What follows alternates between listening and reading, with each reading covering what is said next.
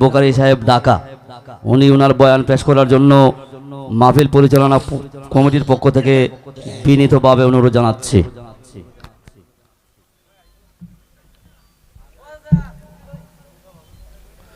আসসালামু আলাইকুম ওয়া রাহমাতুল্লাহি ওয়া বারাকাতুহু।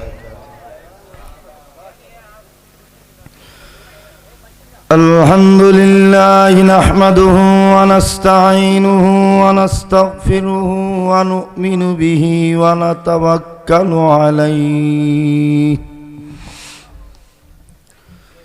ওয়া নাউযু বিল্লাহি মিন শুরুরি আনফুসিনা ওয়া মিন সাইয়্যাতি আ'মালিনা من يهده الله فلا مضل له ومن يضلله فلا هادي له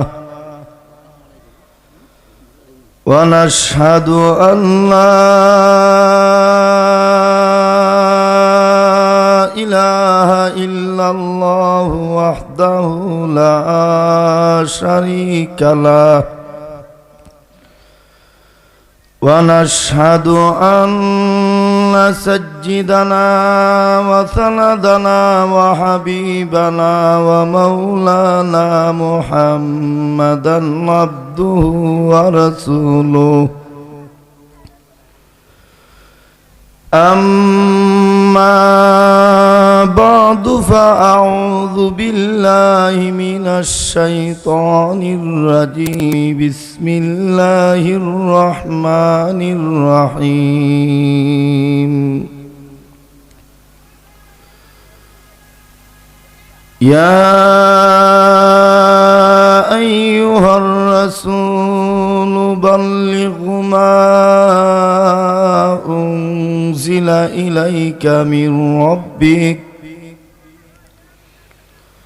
وإن لم تفعل فما بلغت رسالته والله يعصمك من الناس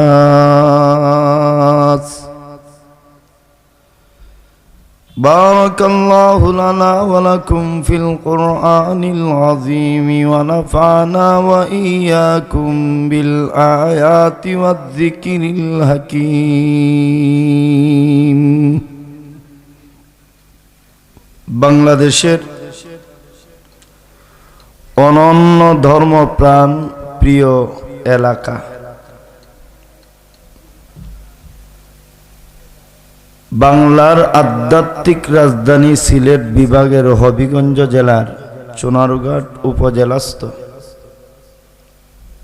পাকুড়িয়ার সমাজবাসীর উদ্যোগে আয়োজিত মাহফিলের চলমান অধিবেশনের শ্রদ্ধেয় সভাপতি,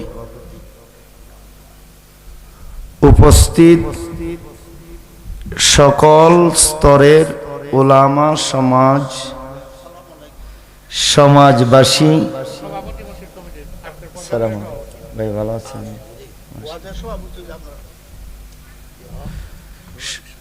সর্বস্তরের মুসল্লিয়ানে কেরাম, উপস্থিত আগামী জন্মের, আগামী প্রজন্মের ইসলাম প্রতিষ্ঠার সূর্য সন্তানেরা, মাইকের আওয়াজ যতটুকু পৌঁছতেছে, আজকের মাহফিল ভেঙ্গে যাওয়ার পরেও যাদের উদ্যোগে, যাদের ব্যবস্থাপনায় আবারও মাহফিল হতে যাচ্ছে, এমন সন্তান জন্মগ্রহণ দানকারী মা বোনেরা, সমস্ত দুনিয়ার বেঈমান কাফের মুশরিক ইহুদি খ্রিস্টান অগ্নি পূজারী, সূর্য পূজারী, পাথর পূজারী, মূর্তি পূজারী, এমনকি লিঙ্গর পূজা করে, লিঙ্গের, এই সমস্ত পূজারীরা পর্যন্ত পৃথিবীর মানচিত্র থেকে আল্লাহ এবং তার রসুলের নাম, কোরআন, ইসলাম এবং মুসলমান মুছে ফেলার ষড়যন্ত্র চালাচ্ছে। এমন সময়ে আগামী দিনের উম্মতে মুহাম্মদীর আদর্শবান ব্যক্তিত্ব হতে যাচ্ছেন যুবকদের উদ্যোগে আয়োজিত এই পূর্ণ সম্মেলনে আল্লাহ আমাদেরকে বসার তৌফিক দান করেছেন। কালেমাত শুকর আদায় করি আলহামদুলিল্লাহ। এইভাবে শুকরিয়া আদায় করলে শুধু আমার মাহফিল না, দিন 10টা মাহফিল আপনারা ভাঙবেন। কইব ভাঙ্গা লইয়া শেষ করে দাও। আল্লাহর নাম জুড়ে হবে না আসতে হবে? বেঈমান কাফের মুশরিকরা যদি আদালত পাড়ায় বেঈমান, তাদের আওয়াজ শ্রীরামের যে কে ডাকলে জাহান্নামে যাবে তার আওয়াজ যদি উত্তোলন করতে পারে, যেই দেশের স্বাধীনতা অর্জিত হয় আল্লাহু আকবারের আওয়াজে, যেই দেশের মুসলমানদের অস্তিত্ব মাখলুকের অস্তিত্ব হয়, সূর্য উঠে সূর্য ডুবে আল্লাহু আকবারের আওয়াজে, এই দেশের মুসলমানদের আল্লাহু আকবারের আওয়াজে শয়তান শুধু চুলারঘাট না, সিলেট না, বাংলাদেশ থেকে দিল্লি যেতে হবে, ওইভাবে আল্লাহু আকবারের আওয়াজ দিতে হবে।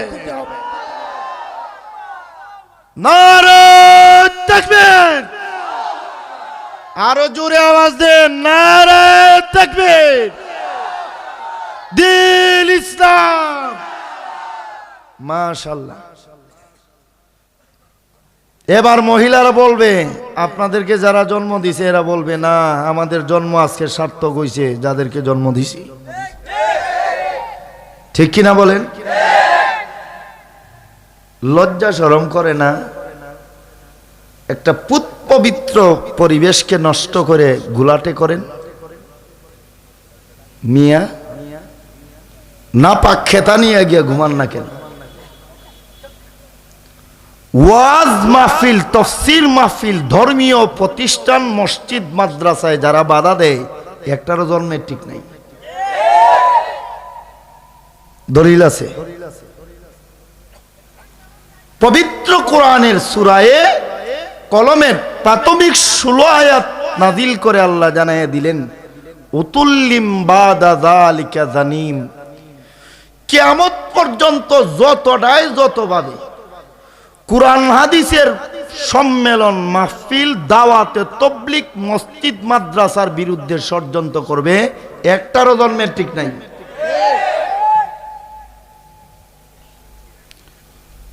আজকের যুবকদের আগ্রহ দেখলে, কোরআন থাকলে আমি কোরআন নিয়ে কসম খাইয়া বলতাম,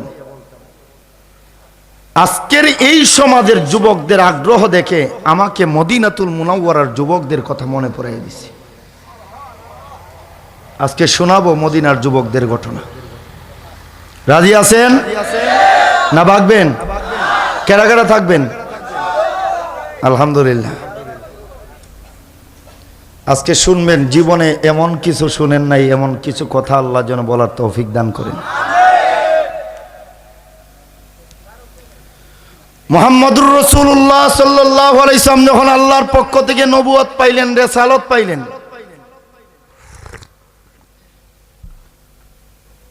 বেঈমান কাফেররাও শুরু করলো রসুলের কোরআন, ইসলামকে পৃথিবীর মানচিত্র থেকে সরিয়ে দেওয়ার ষড়যন্ত্র। ইসলামের বাতি কেউ নিভাতে পারবে? আরে জুড়ে বলেন। আল্লাহ বলেন, ইউরিদুনা লিইউতফিউ নূরাল্লাহি বিআফওয়াহিহিম ওয়াল্লাহু মুতিম্মু নূরিহি। আল্লাহ বলেন, খোদাদ্রোহীরা আমি আল্লাহর ইসলামের প্রজ্বলিত বাতি নিভাইয়া দেওয়ার মহা ষড়যন্ত্রগুলা করে, সবগুলা ষড়যন্ত্র তাদের মুখের উপর ছেড়ে দিয়ে ইসলামের বাতির আলো 7 আসমানের উপর থেকে 7 জমিনের নিচ পর্যন্ত, কুঁড়ে ঘর থেকে পাকা ঘর, খোলা ময়দান থেকে পাথরের ভিতর পর্যন্ত পৌঁছাইয়া দেওয়ার দায়িত্ব স্বয়ং আমি আল্লাহর। মুহাম্মদুর রাসূলুল্লাহ যখন আল্লাহর পক্ষ থেকে নবুয়ত পাইলেন, এই যুবকরা ভালো করে শুনেন, এই বয়ান আপনাদের কেউ জীবনে শোনাবে না।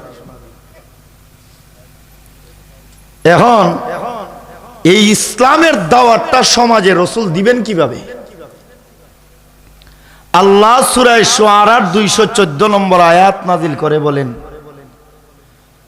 ওয়া আনজির আশীরাতাকাল আকরাবিন। কি বলতেছেন? কোন সূরার? সূরায়ে শুআরার কত নম্বর আয়াত? 214 নম্বর আয়াত। এই আয়াতের বাস্তবায়নে মুহাম্মদুর রাসূলুল্লাহ সাল্লাল্লাহু আলাইহি ওয়াসাল্লাম একজন যুবকরে মাধ্যম বানাইলেন। সুবহানাল্লাহ বলবেন না? আজকের বয়ানে চোখ কান খোলা থাকতে হবে, মরণ পর্যন্ত মনে রাখতে হবে। রাজি?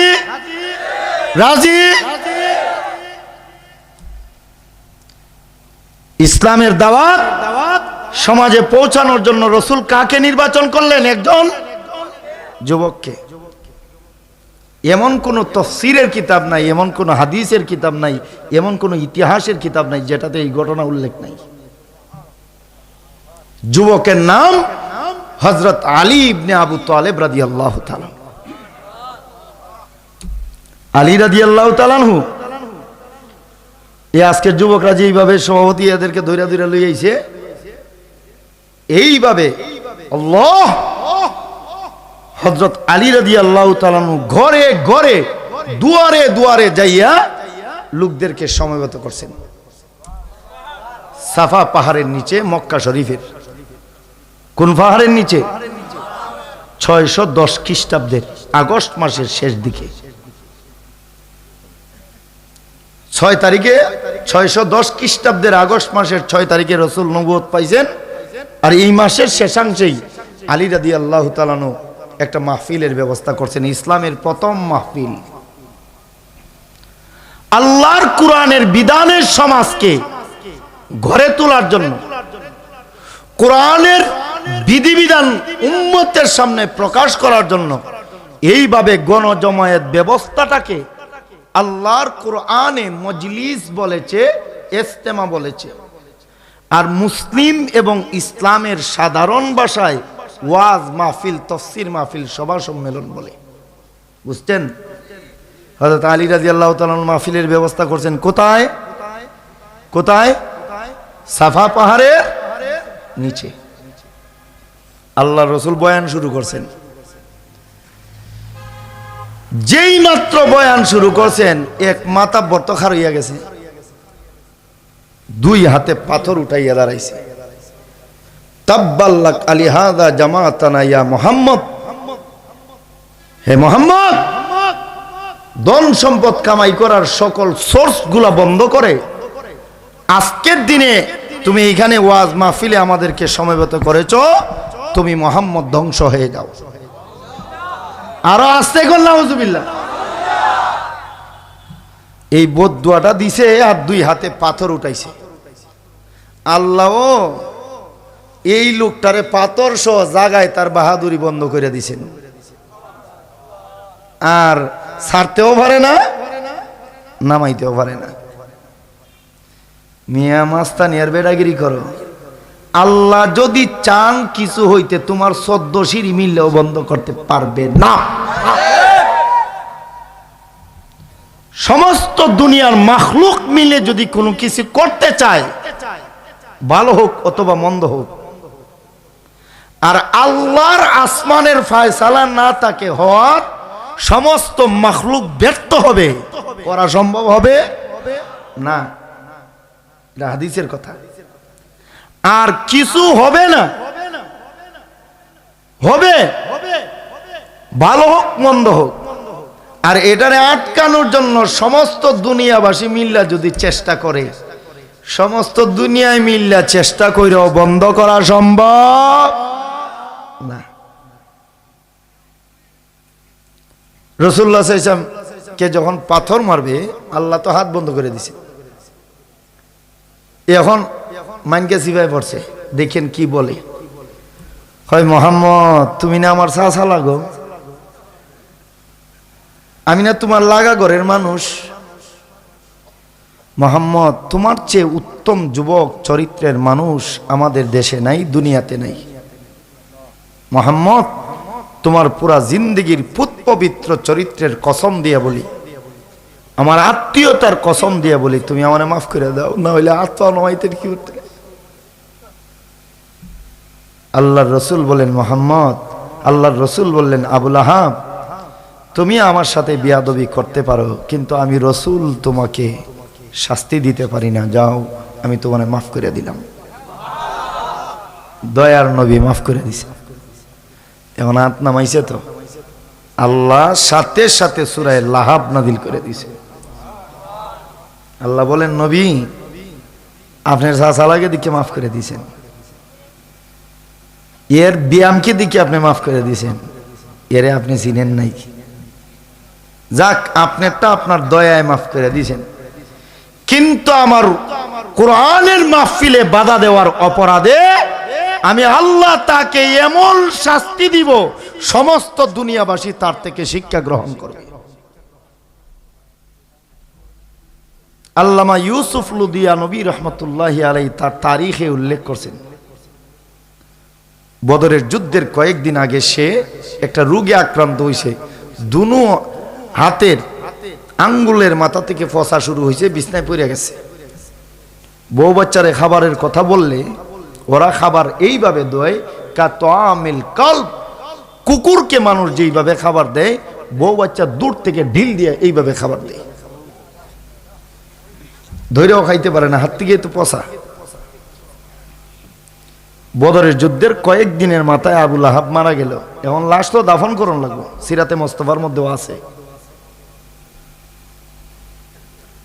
এখন আবুল আহাবের ছেলেরা কেউ রাজি না, আবুল আহাবের ফসা লাশ কেটে দাফন করবো কোন, তো কেউ রাজি না।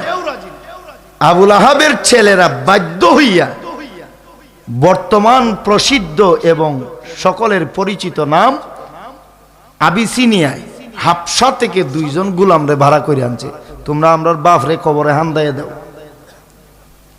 এরা নির্ধারিত একটা মূল্য আসছে, এই মূল্যে তারা দাফন করে দিবে।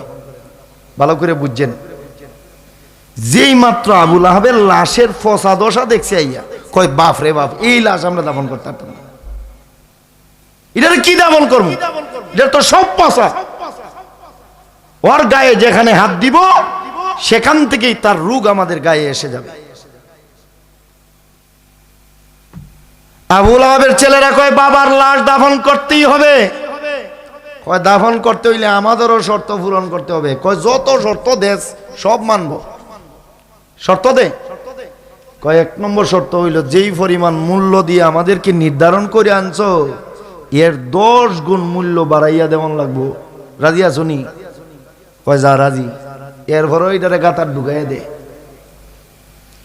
কয় 2 নম্বর শর্ত হইল, অন্যান্য মানুষের কবর যেভাবে খনন করা হয় এইভাবে পারবো না, শুধু একটা গাতা খনন করবো, এটার মধ্যে মাটি চাপা দিব, রাজি আছোস নি? কয় এটা তো রাজি।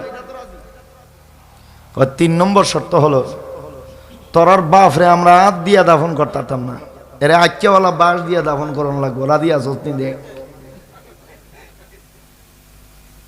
হয় আক্কেওয়ালা যা মন চায় তা নেই, এর ভরেও এর গাতা ঢুকাই দে। আবুল আহাবের ছেলেরা মক্কার বাজার থেকে 2টা বাঁশ আইনা দিল।